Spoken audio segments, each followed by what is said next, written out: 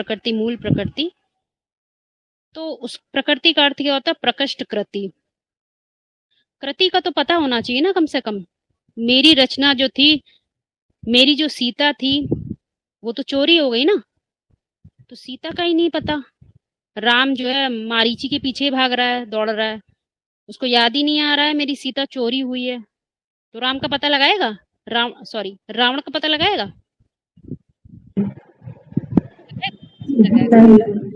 बात को और उल्टा समझ, जहाँ हम लोग अभी हैं, तो हम पढ़ाई कर रहे हैं, परंतु पढ़ाई पढ़ क्यों रहे हैं? किस लिए पढ़ रहे हैं? क्योंकि इस दुनिया में अशांति है, उसमें शंकर होती, शंकर जो है शांति कर देता है। ये बात बिल्कुल ठीक है, लेकिन कोई ना कोई तो चीजें होंगी जिससे हम अशांत हो रहे होंगे, उसका पता होना चाहिए कि नहीं होना चाहिए? होना चाहिए, लेकिन कैसे पता लगाएं? तो इसका मतलब आप अशांत नहीं हैं, आपको कोई अशांति नहीं है, तो आप शांति किस बात की कर रही हैं? आपके लिए यही पर शांति धाम है। तो आप आगे, जब आपको 5वीं मंजिल पे सारी चीजें खाने को मिल गई, तो आप 10वीं मंजिल पे क्या करने जाओगे? कोई इच्छा नहीं। अभी आप लोगों ने बताया इच्छा होनी चाहिए, तो किस बात की इच्छा? जब तक अशांति है ही नहीं, तो शांति ही शांति लग पड़ी है, तो इसी दुनिया में स्वर्ग हो गया उसके लिए। तो सभी कुछ समझिए, शांति और अशांति की बात कर रहे हैं। जो त्रिमूर्ति के चित्र उनमें कभी पढ़िएगा, उसमें बार बार लिखा है, यदि भारत के विद्वान आचार्यों ने गलती ना की होती, तो आज जो दुनिया में इतनी गलतियां फैल गई हैं, गीता का भगवान शिव शंकर की जगह कृष्ण को कर दिया है, शास्त्रों की इतनी दुर्गति हो गई है, जो शेष शासन करने का विधान था उसकी भी दुर्गति हो गई है, वो ना हुआ होता। तो मुख्य बात क्या बात है कि जो बीज रूप आत्मा है वो तो विद्वान आचार्य ही होंगी ड्रामा में, तो उनसे कोई गलती हुई होगी। तो जो गलती करता है वो सबसे ज्यादा अशांत महसूस करता है ड्रामे के अंत में, क्योंकि गलती उसी की थी, क्योंकि कृति उसी की ही बिगड़ी है, उसकी ही कृति जो श्रेष्ठ थी आज वो रावण के पंजे में चली गई है। तो यदि उसको कोई अशांति ही नहीं है, उसको अपने अशांत होने का कारण ही नहीं पता है, तो भला उसे क्या शांति की आवश्यकता? वो तो अपने 4 दीवारी के कमरे में ही मौज में है, तो उसे भला क्या शांति चाहिए?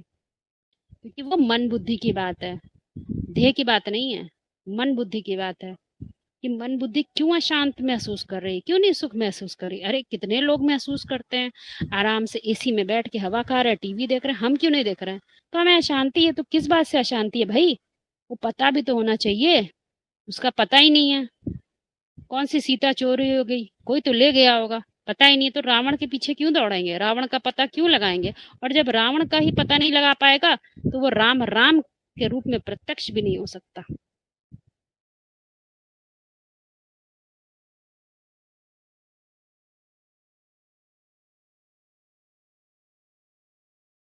में ये भी कह सकते हैं ना कि जिसको मतलब कारण का पता होगा, तो वही तो उस कारण से बाहर निकलने का रास्ता भी ढूंढेगा ना। यहाँ कारण की बात तो नहीं कह सकते, यहाँ तो बहुत सिंपल सी बात है, यहाँ अपने अशांत महसूस करना। भाई दुनिया में इतनी आग लगी पड़ी है, हमें अशांति महसूस हो रही है कि नहीं हो रही है? कोई ना कोई सी चीज अशांति होगी, क्योंकि जब आप बार बार ये कह रहे हो कि हम असीम परिभाषाओं में काम कर रहे हैं, तो असीम दृष्टिकोण भी होगा। तो 4 दीवारों के अंदर की तो बात है ही नहीं यहाँ पर। नहीं, जब अशांति वाली बात है ना, तो जब अशांति होगी, मतलब होती है, तभी तो हम शांति की तरफ और उसकी तरफ बढ़ते हैं, उसको ढूंढने के लिए। प्रत्येक बीज के लिए अशांति के कारण भी तो अलग अलग होंगे, अलग अलग कारणों से अशांति हो रही होगी। हाँ, वो कारण अलग अलग होगा। किसी को अशांति हो रही है कि दुनिया में कितना व्यभिचार फैल गया है, किसी को अशांति हो रही है कि आज जो माताएं कन्या उन पे कितना अत्याचार हो रहा है, किसी को अशांति हो रही है कि आज भारत की कितनी दुर्गति हो रही है, किसी को अशांति हो रही है आज हमारे शास्त्रों की क्या इतनी वैल्यू घट गई है, जो श्रेष्ठ शासन करने के विधान थे। जब अशांति का कारण ही नहीं, तो बेचैनी का कारण ही नहीं, तो चैन कहाँ ढूंढेंगे? क्यों ढूंढेंगे अपने लिए? नार माना ज्ञान, ज्ञान जल, अयन माना घर। किस किस हमें ज्ञान जल में अयन माना घर बनाना है? वो क्यों ढूंढेंगे? उसे एसी के कमरे में ही मजा आएगा। तो ये चिंता करने का विषय नहीं है, ये चिंतन करने का विषय है। मनन चिंतन उसे कहते हैं। जो अभी तक आप लोग कर रहे हैं वो तो सिर्फ शब्दों को, मुरलियों को डिकोड कर रहे हैं, अपने लिए समझ रहे हैं, क्योंकि अभी तक हमने जाना था, समझा नहीं था। अब उस समझ को क्या करना है? कुछ को प्रैक्टिकलाइज करना है। तो हमने भी बताया कि जैसा समझ में आ रहा है कि शांति धाम पहुंचने के लिए मनन चिंतन मंथन क्यों जरूरी है। तो शांति धाम क्या है, तो प्रैक्टिकल लेवल पर इसको समझेंगे कि शांति, अब जैसे अभी हम लोग जिस भी दुनिया में जी रहे हैं ज्ञान में चलते हुए भी, तो अब एग्जाम्पल आप देख सकते हैं, चाहे ज्ञान मिला था चाहे नहीं मिला था, उसके आधार पर भी देख सकते हैं कि जो जब भी हमारी जो प्रकृति है, अभी हम बाहरी प्रकृति, अभी आंतरिक प्रकृति को नहीं पहचाना है, तो जब हम लोग को अशांति और दुख परेशानी कब मिलती है, कब मिल रही थी और कब मिलती है हमेशा, जब हमारी जैसे जो बाहरी प्रकृति है तो वो अनुकूल नहीं चल रही है, हैं? बाहर की जो 5 तत्वों की प्रकृति है और वो उसमें भिन्नता है, तो भी हमें अशांति मिल रही है। और 1-2 तरह की प्रकृति होती है, बाहरी प्रकृति और आंतरिक प्रकृति। तो जो साइंस होती है तो वो क्या करती है, साइंस का आधार लेते हैं तो अनुकूल कर लेते हैं जो 5 तत्वों की बाहरी प्रकृति है। जैसे बहुत ठंडी है तो हमें बेचैनी हो रही है, अनकंफर्टेबिलिटी हो रही है, अशांति हो रही है, तो बाहर बहुत एसी लगा दिया, कंफर्टर लगा दिया, हीटर लगा दिए। बहुत गर्मी है तो लगा दिया, मौसम बदल दिया, फिर साइंस के साधनों से हर चीज को चेंज कर लिया, बाहरी प्रकृति को अनुकूल बना लेते हैं, तो शांति मिलने लगती है और शांति में सुख जरूर समाया होता है। तो मतलब प्रकृति अनुकूल नहीं है तो बेचैनी हो रही है, बेआरामी हो रही है। अब ऐसे ही एक होती है आंतरिक प्रकृति। तो बाहर की प्रकृति मान लो कर ली हमने अनुकूल, लेकिन अगर आंतरिक प्रकृति अनुकूल नहीं होती है तो भी बेचैनी होती है। कैसे समझेंगे इस बात को, जैसे आप अपने जीवन में भी देख सकते हैं कि कुछ कुछ काम ऐसे होते हैं जो हमारे मूल स्वभाव के अनुकूल होते हैं, तो उसमें हमें बड़ा शांति मिलती है, अपने आप ही उसको करने से ही वो शांति की अनुभूति होने लगती है। और कुछ कुछ काम होते हैं जो करने पड़ते हैं, मान लो कर रहे हैं, उसमें अशांति महसूस होती है, माने वो संस्कारों से साबित हो रहा है वो कार्य मूल प्रकृति के अनुकूल नहीं है, संस्कारों के वशीभूत कर रहे हैं। तो जब मूल प्रकृति के अनुकूल नहीं है, इससे साबित हो रहा है हम संस्कारों के वशीभूत हैं, मूल प्रकृति से दूर है तभी तो वशीभूत है। जैसे बिच्छू है तो बिच्छू जैसी आत्माएं हैं, मन बुद्धि का लेवल वैसा है, तो क्या है वो डंक मारने वाली है, तो उनको उसी में ही मिलता है, सुख मिलता है, शांति मिलती है। और साधु जैसी आत्माएं हैं उनको उसी में ही, मतलब आंतरिक प्रकृति भी सबकी भिन्न भिन्न है ना, तो अपने अपनी आंतरिक प्रकृति के अनुकूल ही सबको वास्तविक शांति मिलती है। तो अब हमको ये चेक करना है कि हमें किस चीज में शांति मिलती है और कब अशांति मिलती है। तो अब मनन चिंतन मंथन क्यों करना जरूरी है। अभी तक हम क्या कर रहे थे, जड़ मुरली, कागज की मुरली का मनन चिंतन कर रहे हैं, कैसेट सुन लिया, वो भी मनन चिंतन मंथन उन्हीं मुरली के महावाक्यों का ही तो कर रहे हैं। लेकिन अभी हमने जो चैतन्य मुरली है ना, उसके आधार पर मनन चिंतन नहीं शुरू करा है। वो कैसे, क्योंकि उन मुरलियों के आधार पर हमारी मन बुद्धि जितना जितना मुड़ी, शाश्वत सत्य का पता चला, तो अंदर की ओर थोड़ा मुड़ती है ना मन बुद्धि, आत्मा समझने लगते हैं, तो उसके आधार पर जब पता चला, तो अब हमने चैतन्य मुरली का मनन चिंतन कैसे होगा कि अब हमें पता करना है कि हमें जिन जिन चीजों से अशांति मिल रही है तो वो आखिर उसका कारण क्या है। जिन सब काम करने पर शांति नहीं मिल रही है, कुछ कामों से अशांति भी मिल रही है, तो अब हमें अगर उसका मनन चिंतन, जैसे हम महावाक्यों का ही मनन चिंतन करते रहेंगे तो हम वो शांति के जो असली शांति है वहां तक कैसे पहुंचेंगे। इसीलिए वो मनन चिंतन करना है चैतन्य मुरली के आधार पर, कि जितना जितना मन बुद्धि मुड़ी उस आधार पर समझना है ना अपने लिए कि हमारे लिए हम अशांति मिल रही है, इसका मतलब हम संस्कारों के वशीभूत हैं। आखिर क्या है मेरा मूल स्व का भाव, जिसके आधार पर हम उससे दूर हैं, माना कि देह भान में वो कार्य कर रहे हैं, तभी तो अशांति मिल रही है। इसलिए ये मनन चिंतन जरूरी है उसको पहचानने के लिए। तो वह चैतन्य मुरली के आधार पर मनन चिंतन मंथन करना। जितनी मन बुद्धि मुड़ी, तो अगर अपने ऊपर स्व चिंतन करके उसके आधार पर चिंतन मंथन करके जितना जितना समझ डेवलप करेंगे तो हम मूल प्रकृति को पहचान सकेंगे। पहचानने की बात है।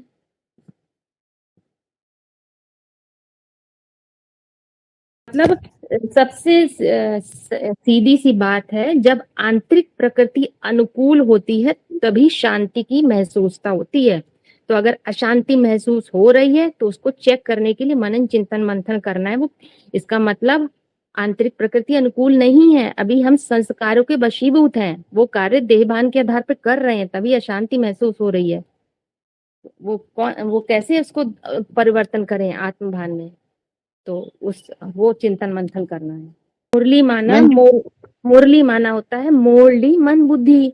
तो जितना ज्ञान को समझा अभी तक, उसके आधार पर मन बुद्धि कुछ तो मुड़ी अंदर की तरफ, तो उसी के आधार पे अब किसके बारे में चिंतन करना है। बाहर के मनन चिंतन करते रहेंगे, बाहर की दुनिया का, दूसरे लोगों का, पर का मनन चिंतन कर रहे हैं, या कागज में लिखी मुरली के महावाक्यों का ही केवल कर रहे हैं, तो हम कहाँ मूल प्रकृति तक पहुंचेंगे।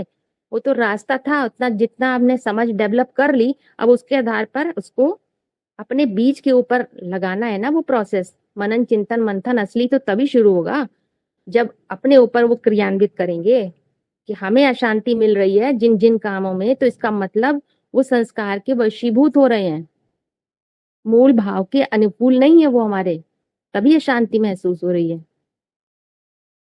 तो उसका कारण खोजना है। अच्छा दीदी, एक क्वेश्चन है ठीक है, आ गए इसमें।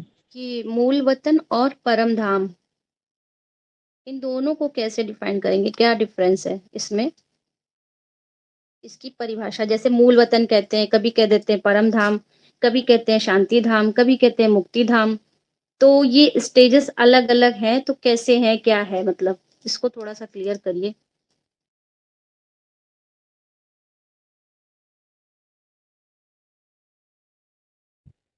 ये बताइए कि जैसे आत्मा को कभी कभी बोलते हैं चमकता हुआ सितारा, कभी बोलते हैं एक्टर, परम एक्टर, कभी बोलते हैं आत्मा बोलते हैं, तो ये सब अलग अलग स्टेजेस हैं कि उसके शब्द हैं? शब्द है। शब्द हैं तो उनके अर्थ भी तो अलग अलग होंगे। अलग अलग तरीके समझाया जाता है ना, तरीका अलग अलग ना समझाया जाए तो फिर कैसे बात कोई क्लियर होगी। अलग अलग तरीके समझाया जाता है।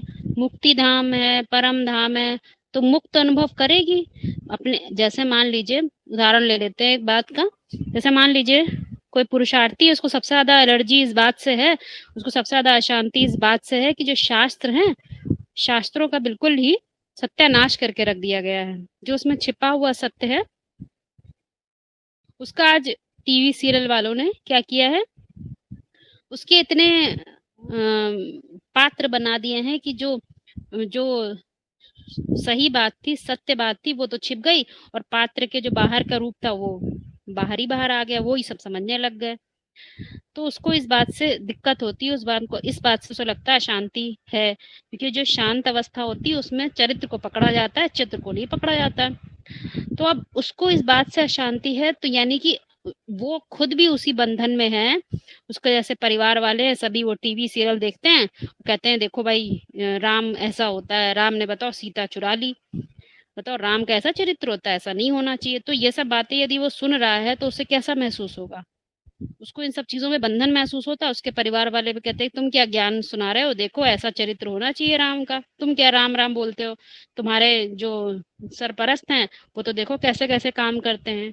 तब उनको राम का कोई भी अर्थ नहीं पता है। तो क्या लगेगा, आप लोग जहां पर रह रहे हैं, अब मान लीजिए वो व्यक्ति कहीं पर पढ़ाता है, वो पढ़ाने वाले स्थान पे भी जाएगा, वहां पर भी वो कहेंगे अरे भाई तुम्हारे राम तो कैसे हैं, इससे अच्छे तो हमारे भगवान है। तो इस समय से क्या होता है, अशांति महसूस होती है, क्योंकि उसको समझ में आता है आज मैंने जिस स्थान वायुमंडल में जन्म लिया है, यदि इसको परिवर्तन नहीं किया गया तो अगली बार मैं फिर इसी वायुमंडल में फंस जाऊंगा। क्योंकि उसको ज्ञान हो चुका है, इतना ज्ञान तो हो ही गया, इतनी तो उसकी चैतन्यता आ ही गई है, इतनी तो उसकी बुद्धि मुड़ ही गई है। तो अब क्या करेगा वो पूरा प्रयास करेगा, ये जो दुनिया में सत्य का नाश हो गया है इसको मैं खत्म कर दूं। आज नहीं खत्म करूंगा फिर मैं इस चंगुल में फंस जाऊंगा, दुनिया ऐसी ही मिलेगी मुझे। तो कितना अंदर से ऐसा लगता है ना कि बंधन सा महसूस हो रहा है, और वास्तव में ये इससे मुक्त भी नहीं हो सकती आत्मा, क्योंकि उसको खुद ही तोड़ना है, जो जाल है इसको खुद ही खत्म करना है। तो वो पूरा प्रयास करेगा कि इसी जन्म में इन सब का खंडन कर जाए, सबका खंडन करके सत्य स्थापन कर जाए। तो प्रयास करेगा ना, शांति का प्रयास करेगा ना, तो शांति अपने मिलने के लिए उसको मुक्त भी होना पड़ेगा, उसको ये बाहर भौतिक जगत से परे भी जाना पड़ेगा। तो जो वहां पहुंचेंगे वो परम धाम भी है, मुक्ति धाम भी है और शांति धाम भी है।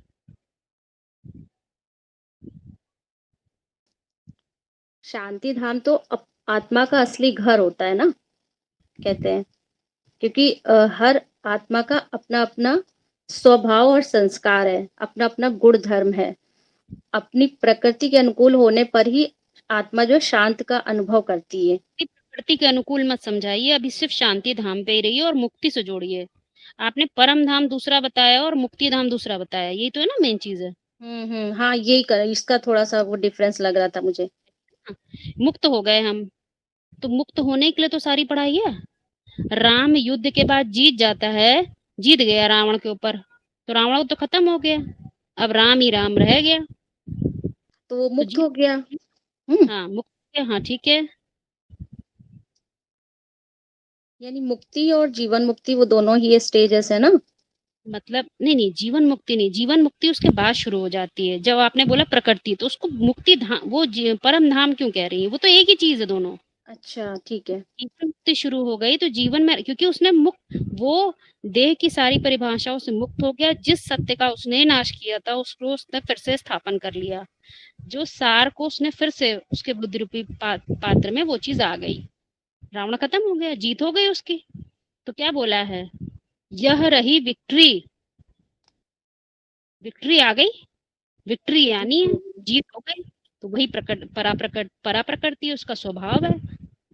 जीत किसी ऐसे नहीं जीत हुई है, जीत के पीछे उसने तासा पढ़ाई की है, तर्क किए, वितर्क किए, उसके बाद जो अमृत मिल गया उसको। अब अमृत के बाद क्या चाहिए, कुछ नहीं, मंथन हो गया पूरा, अब उसकी वो तो स्व का भाव आ गया। ठीक है, वो भावना प्रत्यक्ष हो गई, माना वो मूल तो तक पहुंच गई। ये वो किसी को दिखाना ही नहीं है, वो अपने आप ही बस छिलके उतर जाते हैं, तो वो जो बीज होता है उसका स्वाभाविक गुण अपने आप ही आ जाता है। उसको आप विक्ट्री कहिए, उसको आप वेदांती कहिए, उसको आप लक्ष्मी कहिए, परा प्रकृति, कुछ भी नाम देंगे वो सभी साबित हो जाएंगे। का हमने सत्यता को जो हमने विनाश किया है उसकी सार को फिर से पुनः स्थापन करना है। जैसे बाबा को आप देख लीजिए, प्रैक्टिकल में ही देख लीजिए, उनको लगा कि ये जो बाबा हमेशा एक बात बोलते हैं कि राम आदि में भी था, पहले भी था, और फिर कहते हैं दूसरा जन्म लेके आया, परंतु उसका काम नहीं पूरा हो पाया। ऐसे बातें बोलते हैं जो वो समझने की बातें हैं कि आदि में भी था, मतलब यज्ञ जब शुरू होता तब भी रहता है, परंतु वो काम नहीं पूरा कर पाता है तो उसको दूसरा देभान रूपी वस्त्र लेना पड़ता है। ये बात वो समझाना चाहते हैं कि अब इस दुनिया में भी देख लेते हैं तो हम लोग क्या करते हैं, जन्म बाई जन्म ले रहे हैं ना। अब पिछले जन्म तक हम लोग देख लें तो हम लोग, अब ऐसा तो नहीं है कि आज अचानक से ज्ञान में आ गए, हम लोग का तो मूल स्वभाव ही वैसा रहा है, सत्य को ही स्थापन करना। परंतु जब पूर्व जन्मों में रहे थे तब कलयुग की तमस की इतनी अति हुई थी क्या, नहीं हुई थी, कुछ तो कम रही होगी ना। तो दुनिया चल रही थी, हम भी जी रहे थे, जो उस समय के आधार पे सत्य था, समय स्थान वायुमंडल के आधार पे वो हमने भी करा, उसी में हम भी राजी थे, दूसरों को भी राजी कर रखा था, चल रहा था काम। लेकिन जब वही सत्य सत्यानाश करके सत्यानाश की स्थिति पे आ जाता है चौथी अवस्था में, कि उससे हमको भी दो रोटी नहीं मिलती, और हमारे जैसे जो साधारण जीवन जीने वाले जो सच्चे बाप के बच्चे होते उनको भी तो रोटी ढंग से नहीं मिलती, उनको भी दुनिया लात मारती है। क्यों? क्योंकि तुम जो थे इस दुनिया में सत्य स्थापन करने के लिए बने थे, और तुमने क्या स्थापन कर दिया, सत्य का ही नाश कर दिया, असत्य स्थापन कर दिया। तो इसीलिए दुनिया क्या करती है, लात मारती है कि तुम किसी लायक नहीं हो। दुनिया में यही तो कहते हैं, कोई वैल्यू नहीं है, आज बीज रूपात्मा की कोई वैल्यू नहीं है। यदि उनकी वैल्यू हो तो उन्हें प्राइम मिनिस्टर ना बना दिया जाए। किसकी वैल्यू है, झूठ बोलने वालों की। अब जो बीज रूपात्माएं होती है उनका मूल स्वभाव होता है वो झूठ को पसंद नहीं करेंगे, क्योंकि ना उनका मूल है। तो इतना तमस अर्थात अंधकार बढ़ जाता है, सत्यता से इतने दूर हो जाते हैं, तब उन्हें जब दुनिया में कुछ नहीं मिलता, उनको कहीं एक नौकरी भी छोटी सी नहीं मिलती। बाबा ने कई बार एग्जाम्पल भी दिया है अपना कि छोटी सी एक प्यून की नौकरी नहीं मिलती उन लोगों को, इतने इंटरव्यू दे डालते हैं, क्योंकि दुनिया में तुम्हारे लायक कुछ बचा ही नहीं। तुम हो ऊंचे बाप के बच्चे और तुम कर रहे हो छोटी मोटी नौकरी। तो नौकरी तुमको मिलेगी भी तो कहाँ से मिलेगी? तो उनको इस दुनिया में कोई नहीं पूछता, तो क्या हो जाते हैं, वैल्यूलेस जैसे हो जाते हैं। तो उनको अपनी वैल्यू को फिर बढ़ाना होता है, किसके आधार पर? पैसे के आधार पर कि ज्ञान धन के आधार पर? ज्ञान धन के आधार पर। हमारी वैल्यू पुनः, अब हम जन्म लें तो ऐसे ठोकर खाते हुए ना जन्म लें, ठाकुर की तरह जन्म लें। ये डिफरेंस समझ में आ रहा है ना सभी को? ये बहुत समझने की बात है। तो वो फिर पुनः, अब हमको फिर एक चैतन्य जीवन फिर से मिला है, मुरलियों के आधार पर चैतन्यता जो आई है, इसको ऐसा छूट नहीं जाने देना कि हाँ सुन लिया कर लिया, ये सब लोअर स्टेज की बात है। आज जो मिला है इसको स्थापन करके कर दीजिए, जो परिवर्तन करना है कर डालिए। बार बार थोड़ी मौका मिलता है इतने ऊंचाई पर आने का। दुनिया में भी चढ़ते हैं, ऊपर जाते हैं चढ़ के, तो क्या करते हैं? वहां पर भी जाते हैं तो क्या पूरे परमानेंट वहीं रहने लग जाते हैं? वहां पर झंडा लहरा के चले जाते हैं फिर नीचे। तो ऐसे ऊंचाई बार बार किसी को नहीं मिलती। दुनिया में भी क्या करते हैं ना, कोई ऊंचे पद पे पहुंच जाते हैं, बोलते भाई जितना कमा सकते हो आज कमा लो, आज चीफ मिनिस्टर की हमको पद मिल गया है। बार बार चीफ मिनिस्टर का पता नहीं मिले भी ना मिले। तो यहाँ पर भी तो सृष्टि का चक्र है, चक्र बदलेगा, समय बदलेगा, स्थान बदलेगा, हमारा भी क्या बदल जाएगा, स्थिति बदल जाएगी। या कहें हमारी स्थिति बदलनी ही बनी, क्योंकि चक्र है। तो इसीलिए आज जो मिला है इसको लपेट लीजिए, जितना आप धन इकट्ठा कर सकते हैं, बाद में थोड़ी मिलेगा। इस बात को सोच समझने की बात है। क्वेश्चन ये है कि जैसे कहते हैं ना कि यहाँ पे की हुई गलती वो जन्म जन्मांतर की गलती बन जाती है, यानी जन्म जन्मांतर वो गलतियों के रूप में आती है सामने, भूल चूक जो हो जाती है अभी की हुई गलती। तो उसको कैसे मतलब उसको थोड़ा सा स्पष्ट करिए दीदी। देखिए चूक और ये सब जो बातें हम लोग बोल रहे हैं ना, वो कहीं और नहीं देखी, अपने ही मानसिक क्षेत्र में की हुई गलतियों को देख लेते हैं। मानसिक क्षेत्र में ये सब कुछ अच्छा अच्छा खराब जो भी हम सोच रहे हैं, क्योंकि जब हम समझ के कर रहे हैं, मैं ये हूँ, मैं कोई व्यक्ति हूँ, ये सोच के कोई भी सोचेंगे तो वो बात हमें कहीं ना कहीं पार्शियलिटी दिखाई देती है, क्योंकि उसमें लगता है अरे मैंने ये किया उसने ये किया। लेकिन जैसे ही हम इससे ऊपर हो जाते हैं तो हम सिर्फ मात्र मन बुद्धि की शक्ति हैं, क्योंकि मन चंचल है, अभी पूरा एकाग्र नहीं है, पूरा ज्ञान नहीं है, इसलिए मन में अभी कुछ न कुछ कमी हो जाती है, मन अभी एकाग्र नहीं है। तो सारा दारो मदार किस पे हो जाता है? बुद्धि पे। तो बुद्धि को बार बार ये चीज देखनी चाहिए कि कहाँ मुझसे गलती, अगर गलती कर रहे हैं अभी मनसा क्षेत्र में, इसका मतलब बुद्धि में कुछ कम नॉलेज है, कुछ ज्ञान कम है, इसकी परिपक्वता कम है, तो वो जो चूक नहीं होगी। कभी आपने देखा है कोई तीर चलाता है तो चूक किस बात की होती है? तीर में कमी होती है, निशाने में कमी होती है? निशाने में कमी। तीर कितना भी बढ़िया बना लो नोकीला, निशाना सही होना चाहिए। कहाँ पर कौन सा महावाक्य यूज करना है, चाहे अपने लिए चाहे किसी के लिए भी हो, ये बहुत पता होना चाहिए। हमें ये पता होना चाहिए कि स्थान समय वायुमंडल में कौन सा काम होता है और स्थिति के आधार पर कौन सा काम होता है। ये सब परिभाषाएं एकदम एक्यूरेट पता होनी चाहिए।